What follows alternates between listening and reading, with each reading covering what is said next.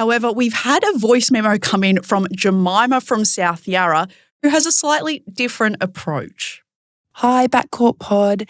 Long-time listener, first-time caller here. My story of embarrassing myself revolves around the lovely Mel Bracewell, who, for context, plays at the same netball club that I do. And last week after netball training, I was crossing the road, and so was Mel on the other side of the road. So we were about to cross paths. And as we were both on the approach, instead of me saying hello to her like a normal person, I panicked and said, "So should we high five?" Which she, of course, obliged. And we high fived. It was a really crisp sound. There was full hand-to-hand coverage. It was quite the impressive high five.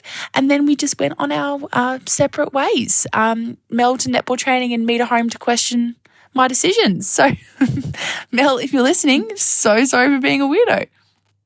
So a couple of things there. So clearly the dynamic is that I think Mel is definitely in the A team and Jemima must be in a lower grade because Jemima's leaving training, Mel's arriving at training. So that indicates some sort of hierarchy and you always finish with the big dogs. So that's one.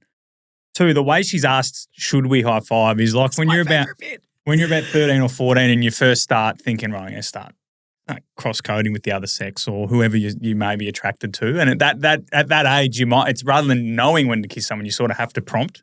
She hasn't gone, exactly. Should we? So that's the second one. So she's gone, should we high five? Crisp sound though.